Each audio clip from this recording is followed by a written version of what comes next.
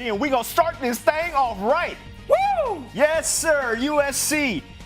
Arizona State. Kedon Slovis to Drake London threatened the needle. The Trojans would take the lead with the extra point after this heck of a throw from the quarterback of the Trojans, man. A heck of a game as well, and we will get all off into it. I am here alongside Jason Fitz, and we say welcome into Week 10 of the college football season. Once again, this is the College Football Show presented by AT&T 5G. We are multi-pronged in our approach and our responsibilities. The approach, YouTube Live, Facebook, Twitter, and the ESPN app. The responsibilities, everything that's already happened, everything that's going down right now, and everything that is to happen in the primetime matchup between Stanford and Oregon at 7:30 Eastern on ABC. We are here for that. The only thing better than that throw by Kedon Slovis is his lettuce. I mean, I don't know if you've seen that hair, but my God, like that guy, whoo! If I had to have some flow, I'd opt for that flow. I mean, it is like certain guys have quarterback hair. My man got quarterback hair. It just looks good. I'm just saying, let's just start the praise right out of the gate. Luxurious to say the least. But before we get any further, you can only get that analysis here. Thank you. The only other thing that we have to provide is a little bit of news from that primetime matchup that I did mention between Oregon and Stanford, 7:30 Eastern on ABC. Their starting quarterback, they being the Stanford Cardinal, Davis Mills, is out. Courtesy of protocols related to COVID-19. That was an announcement from the school. He, defensive end Trey LaBounty, and receiver Connor Weddington will also all be unavailable due to either contact tracing. No word specifically as to who tested positive or anything like that. So we will keep you abreast with anything that goes down on that front. That's 2020 college football right there. I mean, that's what we're looking at. And the most important thing you just mentioned there, I want everybody to focus on, is that we don't know that this was a positive COVID test. What we know is that at least some contact tracing has occurred. So as a result, for safety first, they will not play in the game. So the Pac-12 had 2 games canceled. Now they have some effect to tonight. That's going to just be part of what it is in 2020. Yes, it most certainly will be. We will hope for the safety and healthy recovery for whomever was diagnosed. But we continue on right here on the College Football Show presented by AT&T 5G with a little talking football. We will stay in the Pac-12 with the heck of a game that I mentioned off the top. USC taking on Arizona State. And oh my goodness, right off the top. Look at this. Oh, tips it up. How about that? Pick things up in the fourth quarter, and USC would go on to try to get an onside kick after this heck of a touchdown that brought them within 6. So here's the onside kick. Bounces around. Pandemonium, an absolute scramble drill for the ball. At one point, an Arizona State player had it in his right hand, then the ball flies out.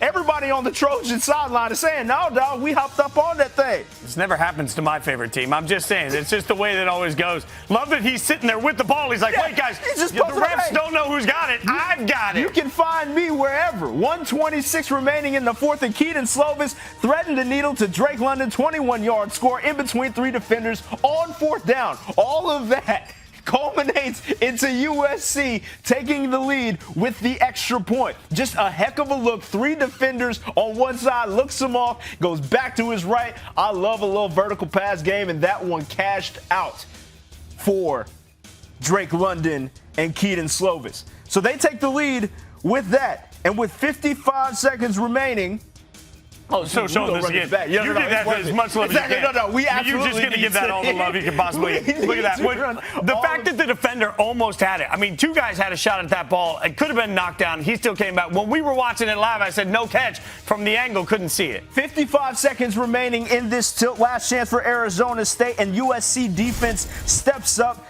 Jaden Daniels, incomplete. USC wins 28-27. And oh, by the way, this game kicked off at 9 a.m. local time. Oh, we'll get into that. But first, Indiana's not a basketball school anymore. No, sir, no, ma'am. First drive, check out this beauty from Michael Penix Jr. to Miles Marshall. Woo! Touchdown Hoosiers. Michigan fans already saying, no, this can't be real. This cannot be happening. Take another look at it. That is mouse in the house right there. That is absolutely great work by him. Coming down with it. No glove help there. That's just hand strength. Finally! As we talk about it. I'm giving it all the love. Look at that. Later in the first, Defensive back Jamar Johnson getting a pep talk. Here's why.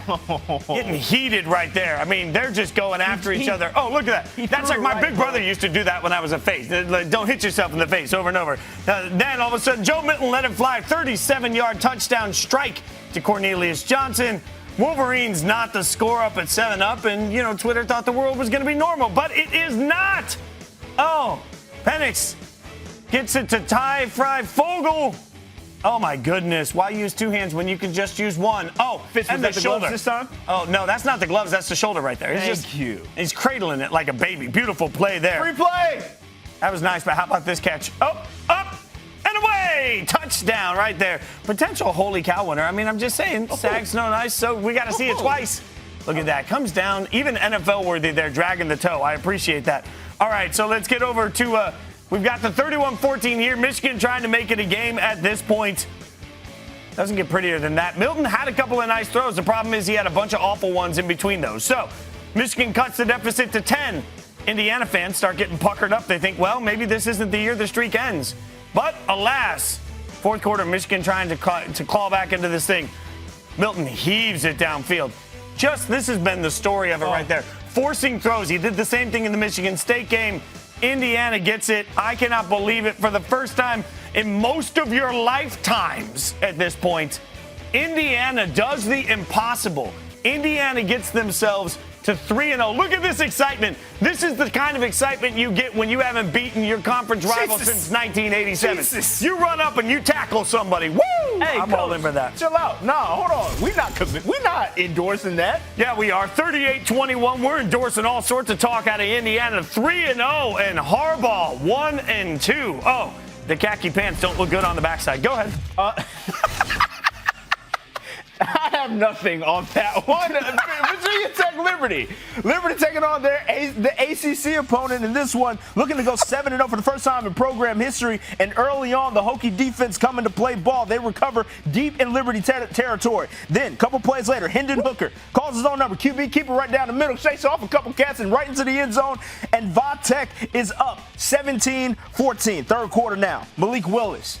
We know this brother has all kinds of offense, whether it be in the air or on the ground. This time he uses his legs. Liberty takes the lead once again, 21-20. Fast forward to the fourth quarter now. Malik Willis still grinding, finding Johnny Huntley for a score. Liberty goes up 28-20, and this is where things get a little bit crazy. Next possession, Hokies down 2 after that, and the 2-point conversion, Hendon Hooker looking, rolling to his right. Late decision to throw it up, and we're all knotted up at 28. Now Liberty with a chance to answer. 1:46 remaining. I mean, easy money to the right side. The run game was going for the Liberty Flames. They're now up 35-28 with the extra point, but then Va Tech would respond. Hooker lofting one over, and then a chance to win it late for Liberty. The kick is blocked. A 59-yard attempt is blocked and returned to the crib. But hold on, wait a minute. Let me put some pandemonium in it. Because evidently a timeout was called before the kick ever went up. And so they get to redo this thing. Oh, you never ice the kick. Oh. There was some weirdness in between where a fourth down got converted, and that made it an easier chip shot for them. Oh, Liberty good work by them. All right, let's take a look at number 6, Cincinnati. What's the only thing better than Graders? Nothing but Cincinnati football. Close second. Second quarter we go. Bearcats, quarterback Desmond Ritter. Going into the end zone. Sorry, Ritter. Desmond, I got to give you love. I'm sorry about that. Dusts off the uni, puts Cincy up 14-0 there. It's 14-7. Oh, look at that. He ate his Wheaties this morning. Coming around, rumbling, stumbling, pumbling. All the way to the end zone. 21-7. Look at that. Even the cameraman's falling down over that. And I don't blame him. I mean, that sort of run deserves that sort of love. You're just going to ignore the fact that he ran over the cameraman? Yeah. That's fine. No, we're just going over that. Right before the half, Cincinnati says, we want some breathing room so we can celebrate and drink our Gatorade at halftime. And they get it in the form of a touchdown. Look at this one again. He goes up, and away, comes down with it, gets 2 feet down. I love these guys practicing for Sundays. 1, 2.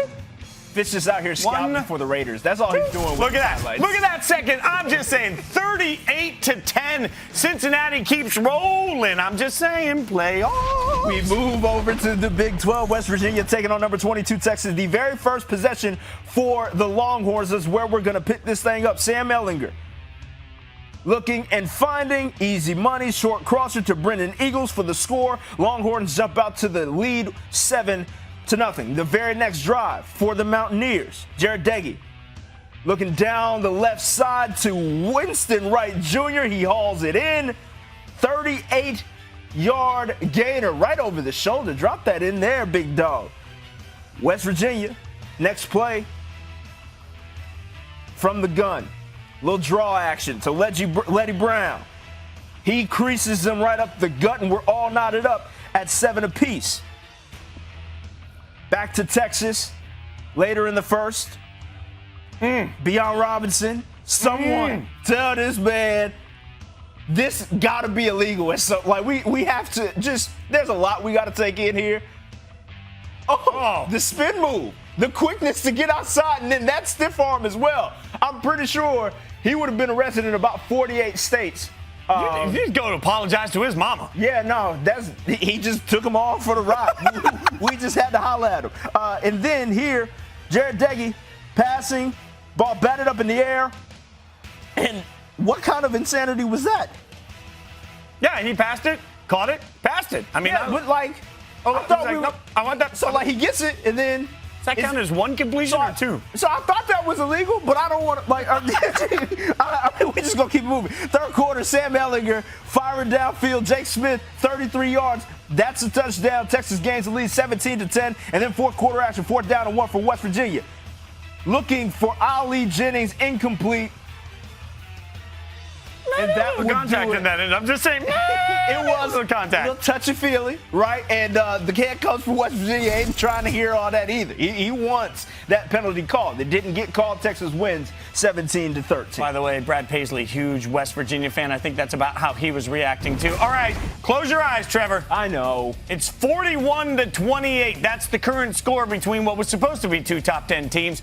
41-28, Florida beating down Georgia. Okay. Look. This whole supposed to be top 10 teams dig, whatever, first of all. But I sat there and told you when we were sitting in this conference room watching this game that Florida's offense is nothing to be trifled with. And knowing how Georgia's defense was hamstrung going into this matchup, I had zero faith that we were going to walk out with a win. This plays right into what I assumed was going to go down. In fairness, I'm the one that thought Georgia would win. I still thought that defense would play well, but I also made the mistake of believing that Stetson Bennett would do anything, and that turned into, well, not anything, just I believed he wouldn't lose them the game. But 41-28, by the way, Florida still has the ball, too. Yeah. So this one's not over at 41-28. And by not over, the outcome's known. I'm just saying that they could pour some more on, is what it looks Although, like. Let's be real, I mean, we all thought that USC was done, and then they scored 14 points in a minute and a half in the most dramatic thing that we may see all college football But we're not going to get my hopes up for something like that to go down because I know what's going on with the Georgia offense. So don't even tease me with something like that. That's fair. Okay? I need that not to happen, too, because let's be clear, if Georgia were to pull off the most miraculous upset we've ever seen,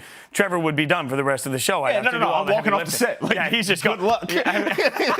Takeaways real quick. Let's take something from the first set of games that we just walked through. And I want to go back to, go ahead. Okay, that unnecessary. Michigan, Jim Harbaugh. How much longer does that relationship last, in your opinion? We have, for anybody that's never watched Trevor and I work together, one thing that we avoid in this process, as much fun as we have, is being hot take artists. There are other shows that do that better than we do. I've really avoided coming in and being like, oh, Harbaugh's done. I still believe Jim Harbaugh's a heck of a football coach, but it hasn't gone well. And there's no excuse. At some point, you have to look at it and say, who is our program? What do we expect from this program? And what we expect from Michigan is not only to be recruiting, but also developing players. We have not seen that. The fact is, Michigan did not get quality play from their quarterback today. I mentioned it earlier in the highlights that we were talking about. They looked flat from the minute they stepped on the field against an Indiana team that, while they're undefeated, hasn't gotten a lot of love. Let's remember, people were apologizing for Indiana's offense and their undefeated record, saying, well, they didn't necessarily get a lot of offense in their win against Penn State or a lot of offense in their win against Rutgers. Well, guess what? They got everything they needed against Michigan. Michigan, and they embarrass the program and Jim Harbaugh in the process. When you do that, how do you recover? I mean, losing to Sparty is bad enough, but you back it up with just an absolute butt kicking, not just a loss. They got thumped by Indiana. That is inexcusable for Jim Harbaugh. I wholeheartedly agree. I think when you look at this result and understanding that he is off to the worst start in obviously his career, his tenure here at Michigan. At any level. Correct. He's out worst start in the NFL, I mean, you name it. This is not working out well for whatever reason it may be. They were having a discussion on game day earlier this morning as to whether or not it was a matter of him not being able to develop the relationship he needs to with his players, or whether or not it was something else to do. But there are a lot of executionary mistakes that we're seeing on film where Don Brown's personnel doesn't match up with the scheme that he wants to run. And my telltale sign of a good coaching sort of relationship, symbiotic relationship, is that you know how to adapt your scheme to what personnel you have on your roster. And it feels like they just haven't adjusted to the drop-off in talent that they may have had in years past. They haven't been able to adjust and get these things schemed up to where they can maximize the talent pool that they have, because it's not going to be Ohio State. The sooner that they come to realize that, the better off I think everyone is, including the fan base, and recognizing that you aren't going to be in that level of a perennial power for quite some time. But you should be. I mean, if you're Michigan, you should be. You have everything. You have the money, the facilities, the stadium, the passion, the history. You should be in that conversation. And sure. Harbaugh was supposed to do that. And to your point, I think the disappointing part for me is that last week Sparty out-efforted them. Yes. Today, Indiana was just clearly top to bottom a better football team. Yeah. And that, we've got the notes here. October 24th, 1987 was the last. 1987 were you even born yet, Trev? I was not. Okay, yeah. 1987 is the last time that Indiana, our notes here, Bad by Michael Jackson was the #1 song, Great song in all the land. Jim Harbaugh had played in his third career NFL game day a day later for the Bears versus the Bucks. And Indiana won its last national title in men's college basketball under Bob Knight. So, I mean, this to me is absolutely, it's inexcusable. It's unacceptable. And if you're Michigan, you're looking around saying, hey, if we're just going to get this result, let's pay somebody a lot less money to get it, and let's just go find somebody else. Without question. The positive takeaway that I think we got from this is how USC and Arizona State came to ball despite it being 9 a.m. local for them, right? I cannot express how difficult it is to even fathom. I hated waking up for practice at 5:30 a.m. I cannot imagine getting myself hyped up enough to go play a game. I got to be a zombie when it came to practice. You just go out there, you kind of go through the motions, let your body warm up until things sort of matter. And at the end of the day, it's just a practice, and it's not something that's going to count against your schedule.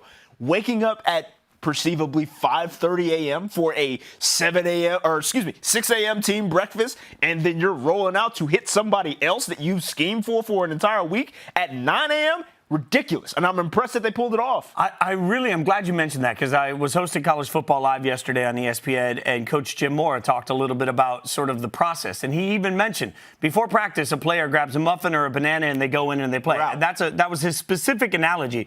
Before a game, there's a meal. And so he even mentioned having to sit down with the nutritionist and figure out what you can eat at 5:30 in the morning, because that's when he said about the time would be that they would have to call.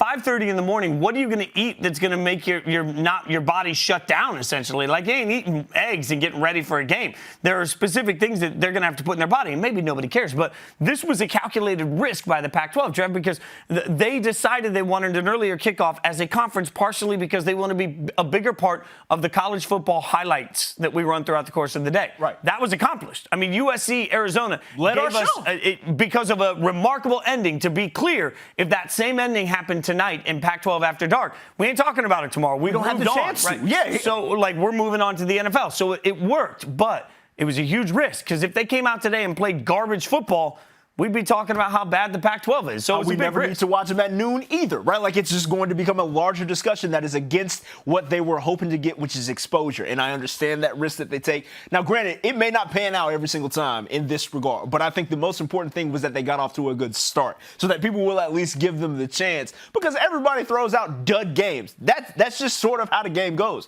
But for them to come out in the season opener and show off a level of skill and acumen on the football field at 9 a.m. local time, That's impressive. Well, and for USC to get the win, I think was important too, because remember, conferences right now, the only thing they have is how good are the other teams within their conference. That's the only launching pad they can have for discussion on how good teams can be. So the number 20 team keeping themselves in the win column, I think, was a big deal as we look at the matchups from today. Why don't you give us another top performance of the day? Speaking of that, let's get a little love to our top performer, our AT&T 5G top performer from today. Want to get a little love to North Carolina's Javonte Williams, the first ACC player over the last 20 years with at least 150 rushing yards, 3 rushing touchdowns, and 1 receiving touchdown in a game. My man had 12 carries for 151 yards and those 3 tutties on the ground. North Carolina beat Duke 56-24. I don't know that this Tar Heel season has gone the way they want, but today's performance was incredible for Javonte Williams. I love that you gave love to a running back. I also love the idea of this primetime matchup that we have before the Pac-12. Number 12, Oregon hosting Stanford, 7:30 Eastern kickoff on ABC. Make sure you log into the app, authenticate your cable provider, and all that fun stuff. We have plenty to expect from this game. After a little bit of a hype video, Maria Taylor is going to help us assess exactly what that would be. The Pac-12 voted to play 7 games. Let's play ball. Walks the ball downfield. Johnny Jackson's wide open. The Ducks will be ready to roll. It's time to do that right now.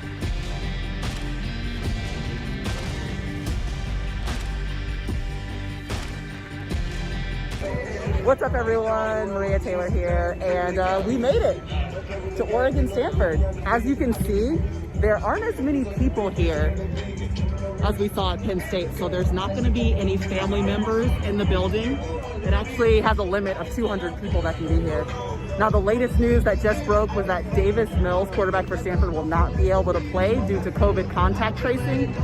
So we probably got that email about 20 minutes ago, and obviously Stanford having to go without the guy they thought would be leading them out there. But the players are still warming up. The game is still going to happen. And Pac-12 play starts tonight in Austin Stadium for Oregon and Stanford. Appreciate it, Maria. So that is our primetime matchup. And as Maria said, Stanford without their starting quarterback, which kind of brings up this discussion of how we believe this game is going to play out. And while we will focus the news and notes portion of this segment on Stanford's quarterback loss, I do believe that Oregon's quarterback question is just as tough to answer, essentially, going into this matchup. Well, I think that's the most interesting part of this. And by the way, giving you an update, nothing much has changed on the Florida-Georgia score. It is now 44-21. Thank you, Fitz. 44-28, sorry. Thank you, We'll keep you updated on all the games, though. As we continue to look at what's going to happen in this one, Trev, there's a couple of things I think we need to remember. Number one, COVID-19 has obviously been part of what every conference has dealt with. Number two, the wildfires in the Pac-12, I think, really impacted their ability to practice, their ability to prepare. That's going to be an interesting thing to look at as we look at specifically what to expect in this matchup. Stanford's without a couple of starters on the defensive side of the ball. Oregon is coming in with a new era. I mean, Justin Herbert is out here just getting ready for a Rookie of the Year campaign for the Chargers that has a level of hype we haven't seen in a long time. He's out there crushing it. In the meantime, Oregon's got to break in a new quarterback, and they've got to do it in a very fast way against a Stanford team that we don't know what to expect much from. That's exactly right. But I think what's working for the Oregon offense and Tyler Shuck is that, yes, it's a new offensive coordinator, but he's much more like-minded as the last one, in that Oregon was second in the Pac-12 in rushing, only behind Utah last season. They're likely going to do a lot of the same with this new offensive coordinator that came over from Mississippi State, was top 3 in rushing in the SEC. So he's of a like-minded opinion, and Mario Cristobal obviously as well, being a former offensive lineman, they're going to want to run the daggone football, and that only helps a guy like Tyler Shuck. But that's easier said than done if you're running the football with the normal offensive line. For sure. Oregon is working in a massive amount of change on the offensive line, and their best lineman opted out, rightfully. I want to say this clearly. Of course, anybody that chose to opt out, I have no issue with. So don't get it twisted. I think it's a great decision for them. But at this point, their best offensive lineman opted out to get ready for the draft. They're working in a new offensive line with Tyler Shuck coming in. And as you can see on the screen, Anthony Brown, Tyler Shuck listed as co-starters. as recently as Monday. So the presumption is that Shuck's going to get the work tonight at this point, but we'll see. I mean, Oregon, I don't think even knows what they have at quarterback yet. You got to get into the game tonight. Yeah, and hopefully they don't try to trot him out there and make him win the game, right? Again, we know that principally their offensive coordinator wants to run the ball. So long as you go out there and lean on that principle, that is what makes this transition just a little bit easier now that you've lost an NFL starting quarterback caliber type of player. Yeah, well, and on the other side of the ball, you've got Stanford's defense. And again, as I mentioned, they're missing a couple of starters. And this is sort of a Stanford defense that looks like it's a little bit of a shell of what we're used to. Right. Stanford had such a brand for a while of being a team that was explosive enough offensively, at times very, and then played really good defense. And, hey, they could get it done. But that is not, at this point, we have no idea. I mean, I think anybody that tells you they know exactly what to expect from this matchup is lying to you, because we haven't seen any of it on film. It's such a cluster, essentially, because we have not seen much of anything out of this conference, and there have been so many changes. We talked about them just a little bit there with even to Oregon's offense, losing their only returning starter on the offensive line. They had a couple, the defensive player that had the most snaps on their defense also opting out of the season. There are so many different things that we have to account for that we haven't been able to get tape on, that we walk into this matchup relatively blind, and we have to sort of just guess as far as what we are going to get from each of these teams. Well, and I do want to say a couple of things. One, we just showed you David Shaw, the head coach of Stanford. If you missed it on game day today, one of the most incredible features I've ever read, one of the most incredible features I've ever seen, both on ESPN.com. There's also an incredible article about him and what he went through to help save his brother's life, and his team didn't know about it. So go check that out, number one.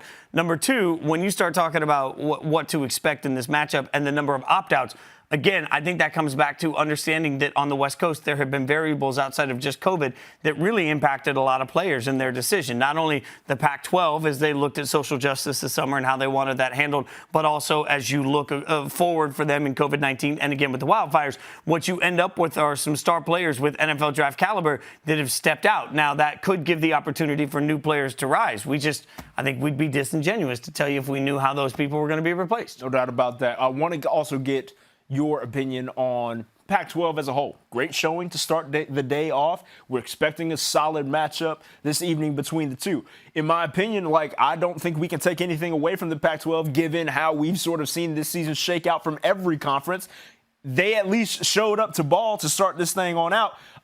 Do we see a perceivable bid coming out of this conference for the college football playoff? I think it's tough because so many teams are already dealing. I mean, for anyone that didn't catch it, there were 2 canceled games this weekend, right? So you had 2 games that went off the board already. There's no time to make those games up. So they weren't postponed. They were just flat out canceled. So now what you have is a limited amount of runway, as we always say, and you've got to figure out how to land the plane into the playoff conversation. That being said, like I said earlier, USC took care of business, being number 20 in the country. Also, Oregon sits at number 12 right now. So there is the opportunity to take care of business. One thing we have to keep in mind, though, is every other conference has given us bad football at some point. And I think that really sticks in your head. So we've seen bad football from each of the teams at different times in the SEC. We've seen bad football from across the landscape. I mean, we'll get into a little bit of Penn State, and we've already talked about Michigan. We've seen bad football from the Big Ten, and we're not sure we're going to see enough good football from Wisconsin to even be able to balance it out. Give them an assessment, yeah. All the Pac-12 has to do, frankly, in my opinion, is come out and play good football and have these wins, and they will get the street cred from it. The Arizona State game today against USC was a good football game that USC won. That's what needs to happen for the conference as a whole. So this is a look at the schedule from the Pac-12 thus far. Only had a couple games that have played out, but plenty to line you up through the night. We mentioned the 2 games that were canceled in Arizona and Utah, Washington and Cal. But we have that primetime matchup on ABC, Stanford and Oregon at 7:30 Eastern, and Washington State and Oregon State. Little Pac-12 after dark action for you there. So let's get to these picks, though, because that's what we're all here for, so that you can tweet us and scream at us because you're hurt about who we picked in the game.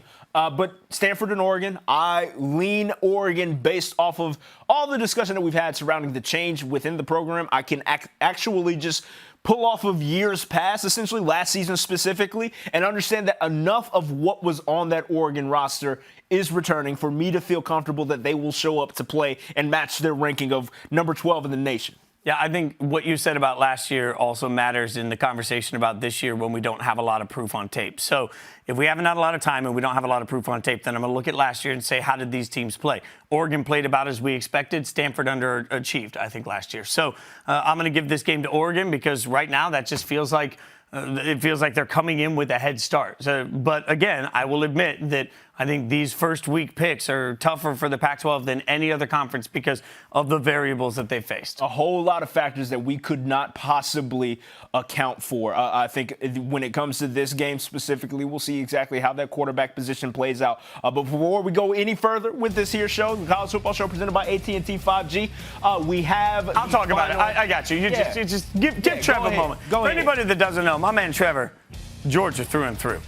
Even on a day like today, 44-28 is the final on this one. Kyle Trask, 30 of 43 for 474, 4 touchdowns and an interception. I have not always been kind to Florida this year. I think they've been a little up and down. They've had some defensive issues. I have to turn around and say Kyle Trask's performance in this game was not only efficient, it was also explosive. And it's a reminder that this Florida offense and what Dan Mullen is able to do with them right now is going to put them into some level of playoff conversation, I think, by the end of the year because they just look that stinking good. I have not been more disappointed all year than I am from the performance we saw from Georgia today. Not because their offense wasn't particularly good, and it wasn't. Stetson Bennett wasn't great. It's because their defense did not show up to play. They were challenged. It was going to be a matchup. It was going to be a fight. It was going to be like a UFC fight, and it wasn't. It was over in the beginning, and you said it in the beginning of the inexcusable that Georgia wasn't able to find the coverage and cover a wheel route, and it was a joke in the conference room, but Treavor, it honestly was the difference in this game.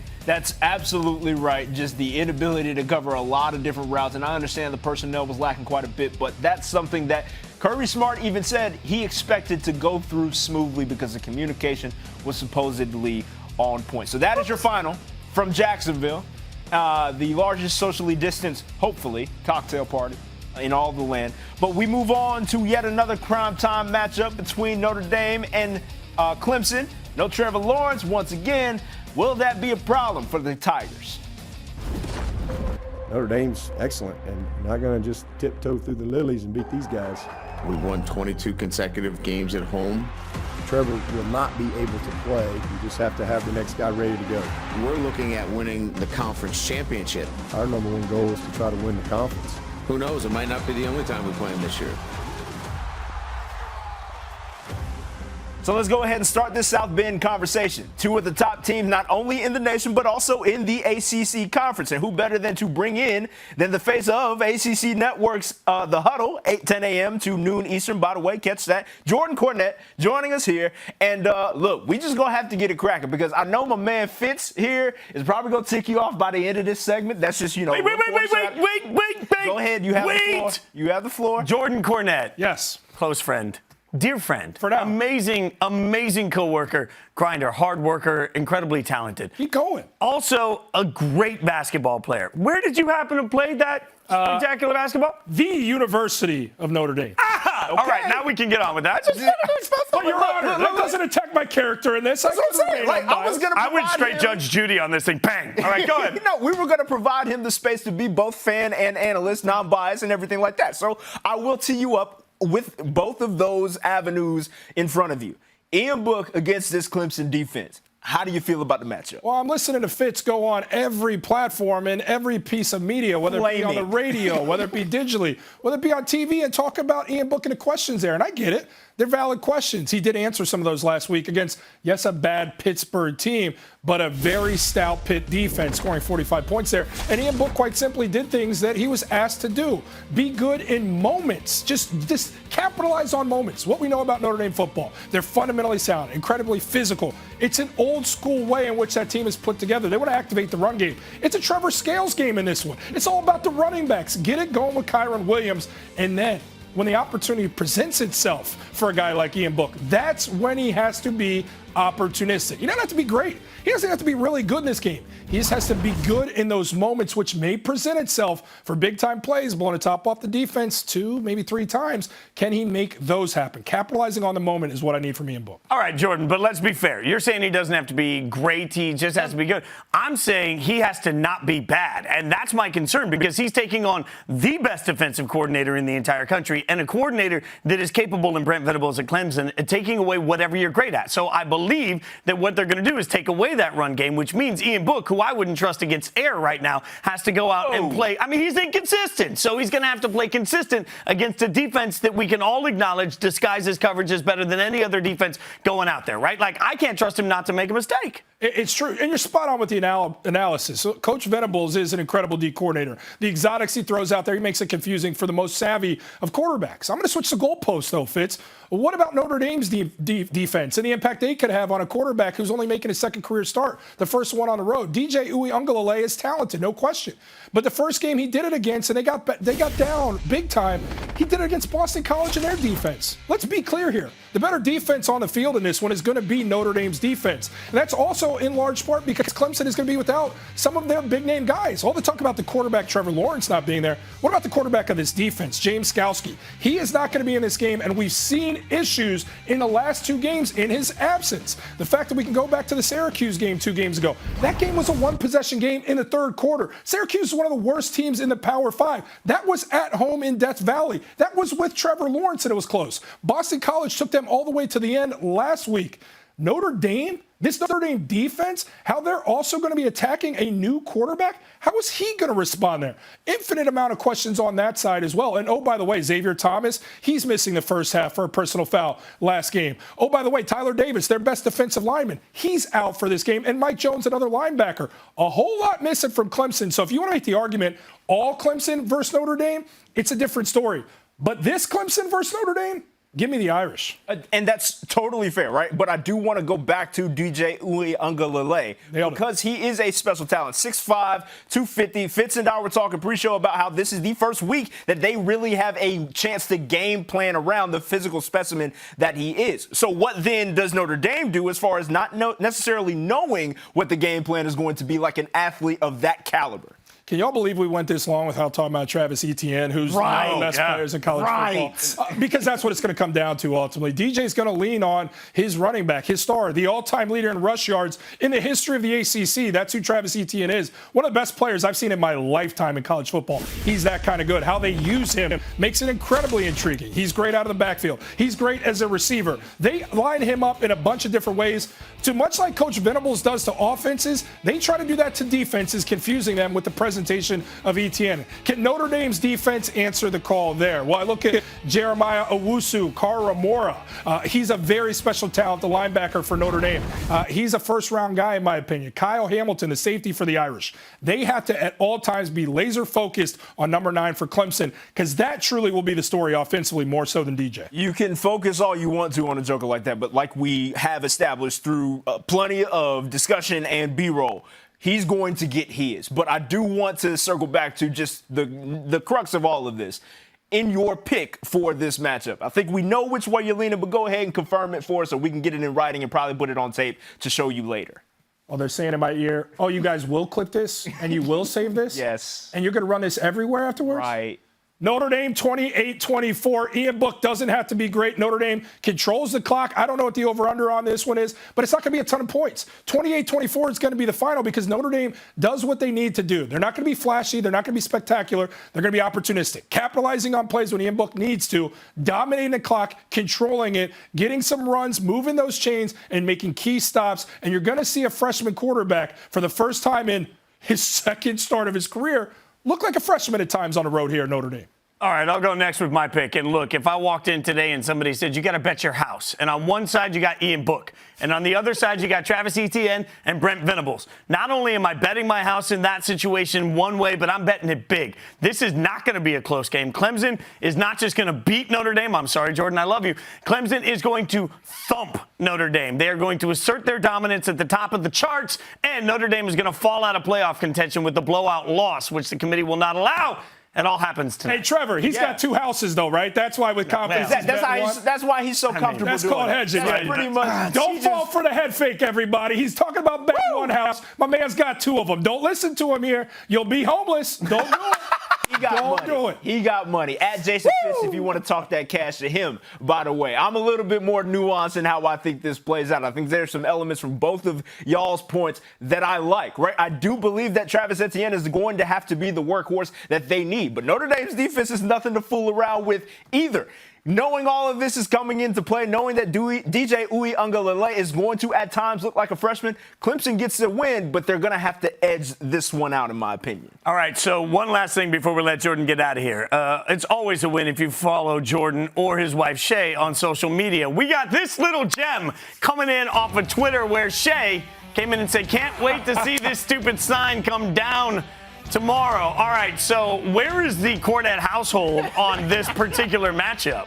Well, money's tight, clearly, because I can't afford to play like a champion real sign. So to go arts and crafts on this one. My wife is riding high. There's no way, Fitz, and you're a friend of hers, and Treavor, so are you. You ain't going to be able to find her right now. She is partying. Indiana, undefeated, big win over Michigan today. So my Hoosier wife ain't even thinking about the Irish in this one. She is riding free on into basketball season, playing with house money. Doesn't matter what Indiana football does after this. Jordan, remember one important rule. Don't make a sign. Go steal one from Golick Jr. He's got one in his house. Right? There's 3 of us, only one of him. Let's just go take the damn thing. Can you just, are you here to just endorse breaking and entering? I don't. Yeah, Mike's got one of those ring things, too, so he can see it. We can dress like we're Christmas caroling. Bang, go in. He'll never see it. Before this segment gets any more reckless than it already has, we appreciate AC Network's The Huddle. Jordan Cornette joining us here. Make sure you catch him 10 a.m. to noon Eastern. Appreciate it. Thanks, guys. And right on cue, I know Jordan. I don't want to talk about it. As he's walking out the studio, Notre Dame goes up 7-0 off a 65-yard Kyron Williams touchdown. I told you it was all going to be about running the ball and no e-book. I'm sure. I am so sure. And that is the perfect stage to bring in Mark Sanchez to the College Football Show. By the way, I think I'm just going to get off of Twitter for the rest of the day and block Jordan Cornette. That's all I can do. Okay, good. Because I'm sure he done sent you all kinds of little eye emojis. Oh, God, looking at you, making sure you saw what he saw, as we all have seen. It's Notre early. Dame up 7-0 over Clemson, the #1 team in all the nation. This is a College Football Show presented by AT&T 5G. And as we kind of enter this discussion surrounding not only that, but everything else going on in Week 10 of the college football season, we bring in Mark Sanchez to chat a little bit about what's going on there in South Bend and also everywhere else on the college football landscape. And Mark, first things first, this matchup between Notre Dame and Clemson. Listen, Clemson's good enough. Go ahead. Go ahead. Yes. Go ahead. Preach. I jumped the gun. I have Clemson winning big, but I should have waited for your question. Thank you. Cornette just told me I've lost my mind because I said Clemson was going to thump them. I thought it was going to be snug, though, because I think both of these quarterbacks are positioned with the surrounding cast to kind of succeed, and so I don't think this gets away from Notre Dame, no? I just don't. I mean, listen, they've taken control of the game. That's exactly what Notre Dame's game plan has to be because they're a one-trick pony. All they can do is run the ball. None of their receivers have really stepped up. They throw the ball to the tight ends and running backs because none of these guys have really championed out of that receiver room and said, hey, I'm going to be the guy to replace Chase Claypool. So, and I also see Ian Book. I don't feel like he ever has really like trended in the right direction. I'm a little down on him right now. So I'd like to see Big Cinco, that kid, Uiagalelei. They call him Big Cinco for a reason. He's going to have 5 touchdown passes. Don't you worry, Fitzy. Everything's going to be fine, okay? He's going to have 5 touchdowns today. 2 running, 3. Through the air? That's my math right there. 2 and 3. Got that? Good. All right, well, stick with DJ because, I'm talking to a quarterback, and whenever I talk to quarterbacks, I love talking about quarterbacks. Like last week, there wasn't a lot of game plan. We just talked to Jordan about this. So how much will Clemson change what they usually do with Trevor Lawrence now that they got somebody 6'5", 250 pounds? It looks like He-Man. Well, I think that a lot of the stuff that they do on the ground with Treavor will just be even more accentuated, right? Like, why not run this big kid? He's 6'5", he's enormous, and he ran the ball very well. He reads well in zone read, and he got more and more confidence, right? He had that 4th and 1 that they couldn't stop against Boston College. Then he takes off, scampers down the field, scores a touchdown, and after that, he became a different person because he was so energized and so confident after that. He threw a great touchdown to Amari Rodgers, and then he got rolling. Now, there's no reason for him to look back. Just keep going where you left off and let this kid play. Let him eat. I want to go back to the Clemson offense in regards to the other Heisman candidate that's just in the backfield with him, and Travis Etienne. What about like that matchup against the Notre Dame defense that is ranked 8th in the nation as far as SP+, one of our advanced metrics Bill Connolly came up with? How do you see that matchup playing out? Well, they haven't played a back with this kind of caliber, right? Or this kind of caliber back, rather. He's so good and so strong. He's blowing away the competition. He's resetting ACC records for a reason. He is that player in the backfield. And both of them, the quarterback and running back, this might be even Uiagalelei. He's a backup, and they're still probably maybe the best quarterback-running back duo in the country this week. So I think they're going to have their hands full. Notre Dame's in for a long night. How have we gone this far and not talked to you about good morning Pac-12 football, early a.m. Pac-12 football? So I'm going to ask you two things. One, your thoughts on an early kickoff, and two, on USC's big win. Yeah, so really it was a breakfast game, and you can't complain if you're USC because you got to be on TV for the East Coast and the rest of the country to see you. So whatever that takes, if that means waking up and playing at 9 a.m., great. But remember, we just had daylight savings, so for Arizona, they had to travel back. That's an 8 o'clock game for them, so that's not easy. But listen, Kedon Slovis, 40 completions on the day. That was incredible. And the big thing I saw, you want to see improvement, right? Something that really bit them last year was special teams. They had so many problems on kickoff and kick return. This week and this year, they recover the onside kick. That was huge. I mean, that kept them in the game, essentially saved their season. And then 2 heads-up plays by Kedon Slovis. Yep. That last ball to Drake London. I mean, that kid's a baller, by the way. He had like 30 basketball scholarships to go play D1 around the country. He's a freak, and he's going to be one of their top receivers along with Amon-Ra St. Brown and Vaughns. But that was a huge play and a great play, a first-round talent-type throw from Kedon Slovis. But the play that really stuck out to me was when he realized on 4th and 13, boom, the defense is offside. It's a free play. Chuck it in the end zone instead of trying to run around and scramble. I think last year he might have tried to use his legs a little bit. This year he realizes it's a free play, gives himself a chance, and they get that tip ball. Lucky, call it whatever you want, but we'll take it. Yeah, the result stands the same. It looks like he got a little more settled in as well. Quick pivot. Tonight's primetime matchup between Oregon and Stanford. The quarterback position of Oregon is a question mark, to say the least. Mm-hmm. What exactly can they do to accentuate that offense to the best of their ability? Well, listen, Tyler Shuck, he's a baller. They love his arm talent. He's Andy Avalos, I spoke to him or texted back and forth with him rather earlier today, but he was talking all about their defense and how they got to replace all their players on defense that either opted out or went on to the NFL draft. And he said, but don't sleep on this quarterback, man. He can ball. He had a great training camp, and they got some great inside linebackers on their defense. But don't forget, this is one of the most talented running back rooms in the country with Travis Dye and C.J. Verdell. So those guys should get a bulk of the load early. Same thing they did with Uiagalelei. Just ease them into the game. A lot of zone reads, a lot of keepers, easy completions, RPOs, stack completions, and then let this kid play and uncork it. Make that thing simple for him. Mark Sanchez, we appreciate you joining us. We know you got big-time TV stuff to do, so we'll let you get up out of here. Appreciate it, bro. Thank you, guys. Thanks, Mark. Siri, you better be quiet. I'm saying, like, Siri got us slipping over here. All right, you know who's not slipping? That's Maryland taking on Penn State. Good Lord, let's get to it. Oh, my God. We didn't know what to expect from this, but we got a ton of offense. Raheem Jarrett, just flying down the field. 42 yards to the house. Second quarter, Penn State trying to get something going. Sean Clifford lofts a beauty to Jahan Dotson, 20-yard tutty. It's still down 21-7 at this point. Then, Talia Tungavaloa. You do recognize the last name. That would be the same family. And bam! Touchdown, 34. As somebody that used to go to College Park when it was empty and nobody cared about football, this is a refreshing moment for Maryland football again. They get a huge win, 35-19 taking on Penn State. Quick check-in on the Big 12 because there was really nothing to see in this game. It was a whole lot of Oklahoma and not a whole lot of Kansas. I just feel so bad for everybody that wears a Kansas uniform every single Saturday for that football team. Oh, Oklahoma with a win comes through another night. I mean, I don't have those lyrics for you. Spencer Rattler going off all day long. The Sooners roll 62-9. And it wasn't even that close. It wasn't. It's that joke should have marinated. And that's on me. That joke should have been. Oh, you're welcome, America. The College Football Show, presented by AT&T 5G. Treavor Scales, Jason Fitz here with you. And you see the brother in the big monitor?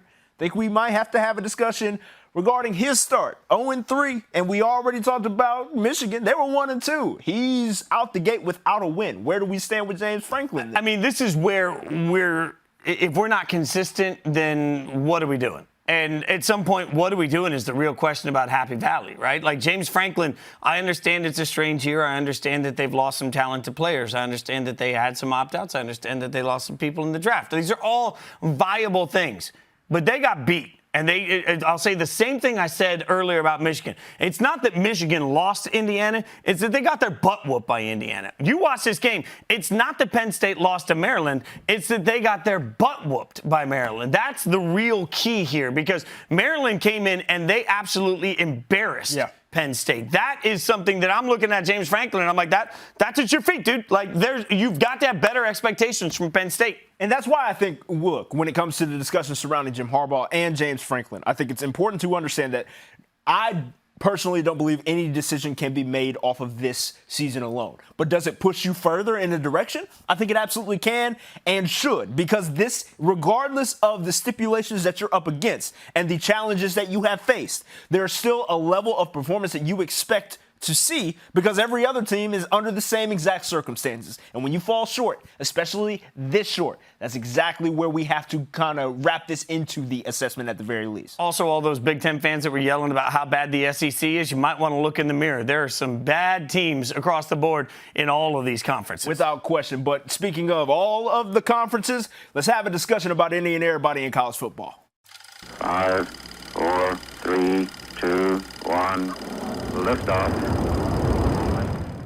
Do you feel that energy? You feel it? It's electric. That's right. Go. It's time for the best segment, not just of this show, but let's just say it, Trev, of the entire digital lineup of ESPN shows. Get on Fitz with is the 5. explanation, please. I mean, it's alliterative. It's got my name in it. We get to rank stuff and disagree with each other. Man. I'm just saying. Okay, here's what we're going to do. We're going to give you the top 5 teams in all the land. I'll go first. Trevor will let you know what he thinks, and then Trevor will go, and if he agrees with me, he'll look like the smartest man in the room. Are you ready for this kind of action? Let's get to it. All right, the top 5 teams in all the land. We'll go top to bottom on this one, and it starts pretty easy. Clemson at number 1. That hasn't changed for me every single week. Ohio State going to be sitting at number 2, and this is frankly because I'm going to put Alabama at 3, and then I'll explain to you why. For me, I can't get out of my head the fact that Alabama's defense a couple of times this year has not looked like Alabama's defense of old.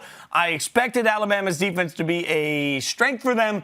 There's been moments where it didn't look like it, so that little bit of eye test is enough to put them below Ohio State. Now, this is where we get to the number 4 team. I already told you in the show that Notre Dame's not just going to lose, they're going to get thumped. I mean, they are going to get that butt whooped in the course of this game. So, remember, I'm pretending I'm part of the committee, and when I got to do the mock committee, they did remind you, okay, that you get a blowout loss, you're gone.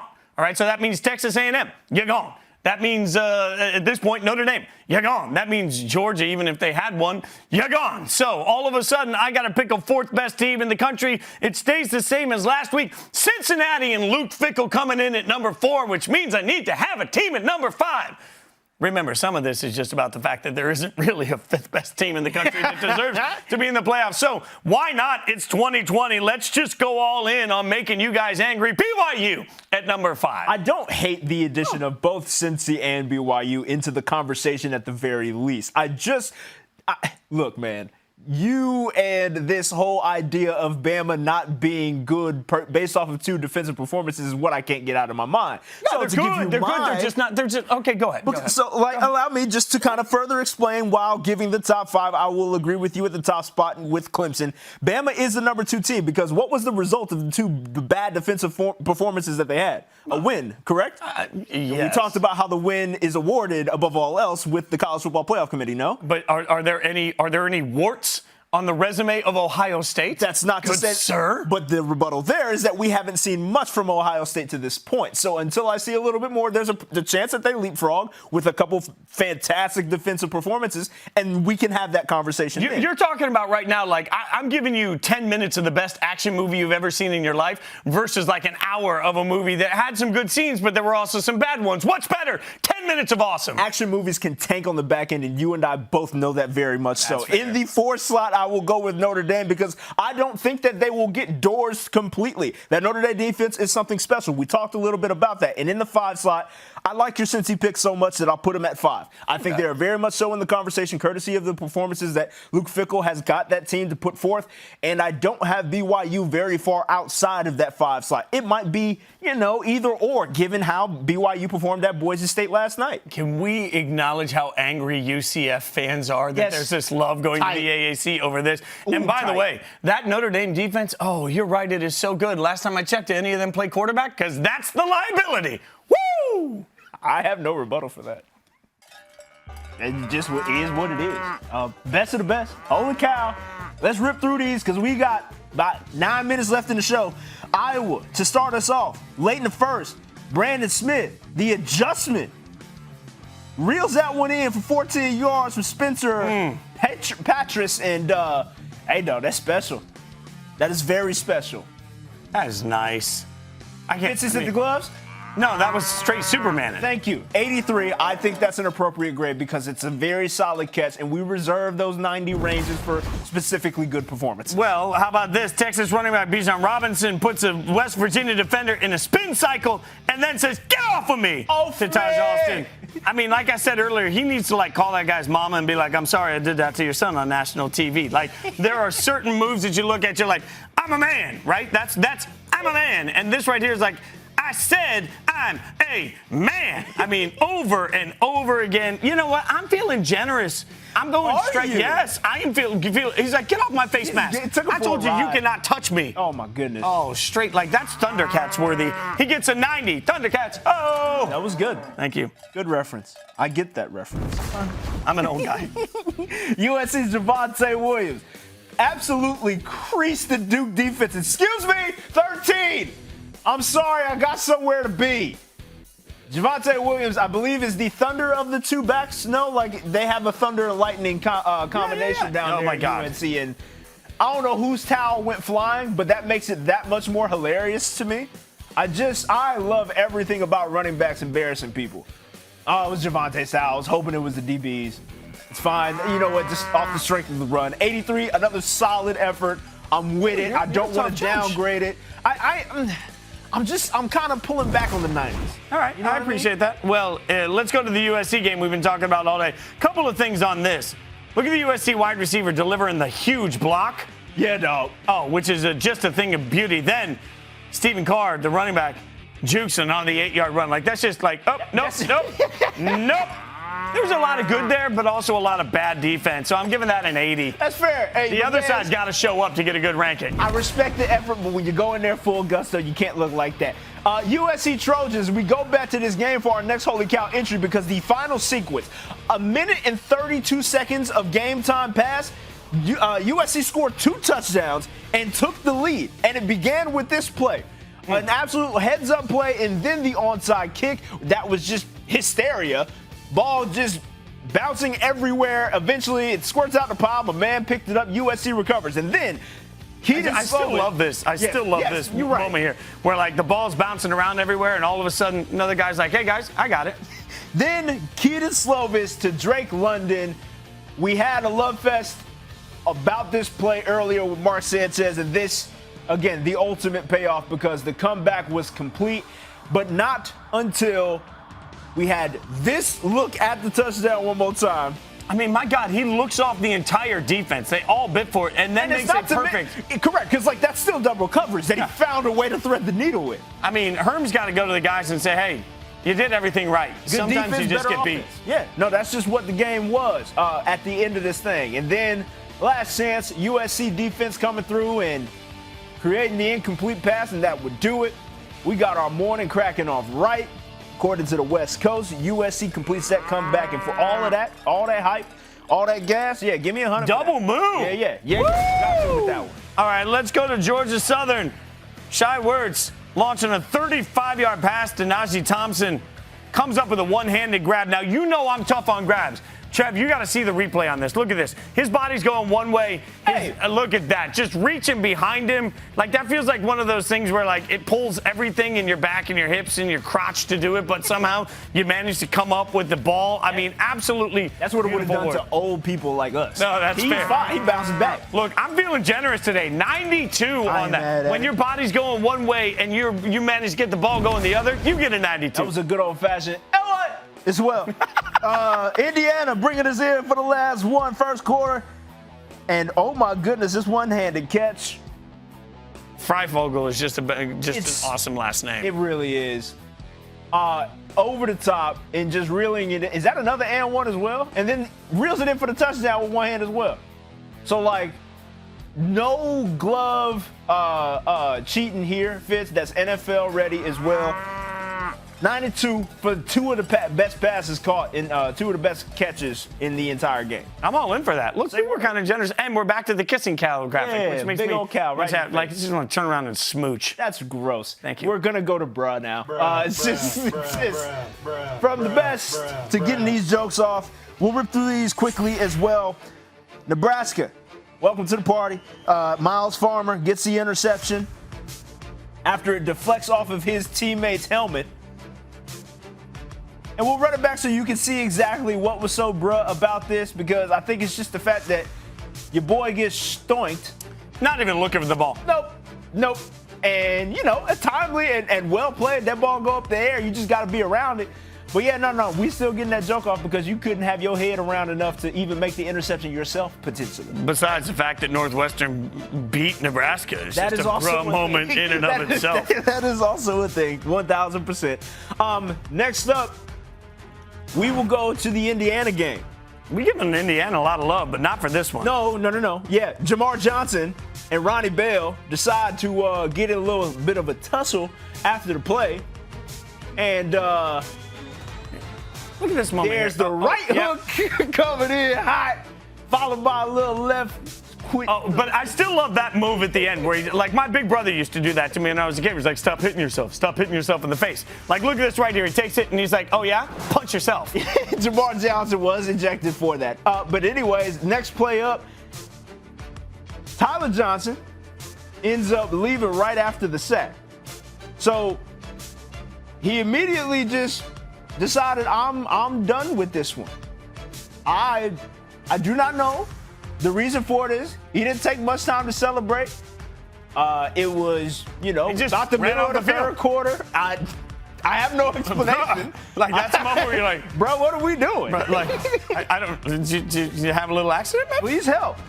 West Virginia quarterback just, again, I don't know the legality of this. And I think I saw a flag come in on the back end, so I think that's why we're having this discussion. How are you gonna hate on somebody that throws the ball? Look at this. He throws it, he catches it, he throws it again. Listen, that's better than Stetson Bennett did throughout the course of the. You just can't do that. You should know that you can't do that. It's not allowed. It is not allowed. You don't get to just try again. Joe Milton making an appearance here, and buddy. I mean, like, did somebody forget to tell him that his team's not in the red jerseys? Correct. I mean, like, there wasn't even anybody near him. I mean, there wasn't nobody in the area with a white jersey on. It's like when you're playing on Xbox and you're going for the receiver and you realize you hit the wrong button. You're like, no, I didn't mean no. Look at this. Precisely. Like, we're looking from his vantage point, and I'm like, who are you looking for in that instant? He throwing a back shoulder fade to a DB. That don't make sense. You're not supposed to do that. Virginia Tech is next up on our segment here. So this is just a hysterical ending. 8 seconds left. Liberty lining up to kick the game-winning field goal. Hokies get back there, block the kick, recover it, take it back to the crib for what one would only assume was the game-winning touchdown. Semicolon, however, your coach called a timeout, baby. They called a timeout. And then, when you lined up, you played a pre-fit defense that allowed them to get all the yards they needed to line up for the actual game-winning field goal. It was an entire mess. Because there's the field goal. And there is the game winner 51-yard field goal. Liberty, by the way, don't let the rankings fool you. Liberty was a double-digit underdog in this game and still came out with a 38-35 win. One more here. Indiana coach Indiana defensive back Devon Matthews came up with a late interception. This was the one that really sealed it. It's a beautiful interception. It's a great play. This is a huge moment for Indiana football. There is no doubt about it. And if you did doubt it, just look at Indiana coach Tom Allen.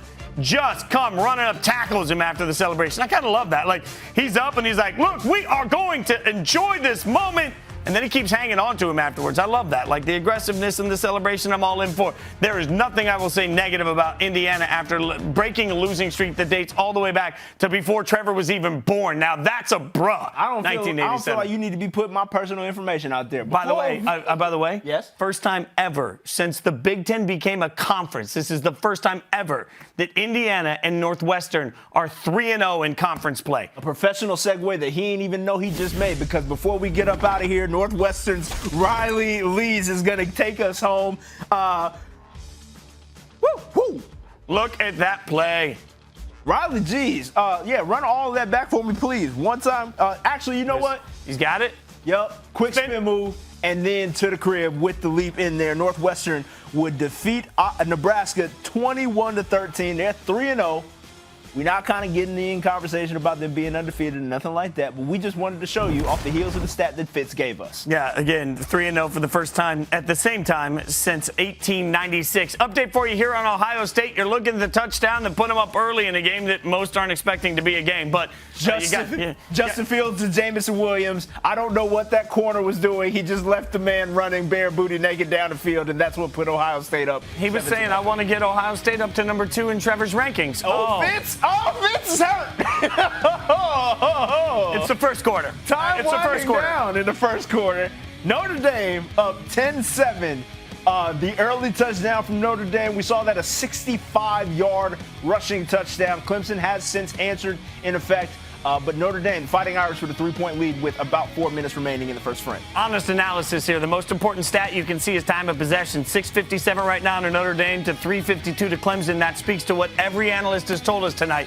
Notre Dame's goal is to control the clock and is to run the ball and is to take as much time as possible in doing it. So early on, they are accomplishing that. Also of note, 0 turnovers for the Fighting Irish. That will have to remain the same if they expect this sort of result to hold. This is the College Football Show presented by AT&T 5G. We have been taking you through a heck of a Week 10 in college football. Good Lord. Yeah, and we appreciate you hanging on with us, man. This is the College Football Show. Treavor Scales, Jason Fitz, you got any parting thoughts before we head out? Yeah, be sure to check out Countdown to Game Day from 8:30 to 9 a.m. Eastern every Saturday. Plus, College Football Show 7 to 8 p.m. with us every weekend. And the wrap-up, my guy Treavor sticks around for the late night, too, from 11 to 11:30 p.m. Eastern. Again, I'll say this. If the Pac-12's objective was to be part of the conversation, mission accomplished. What a day. Welcome. We appreciate y'all joining us for the College Football Show presented by AT&T 5G.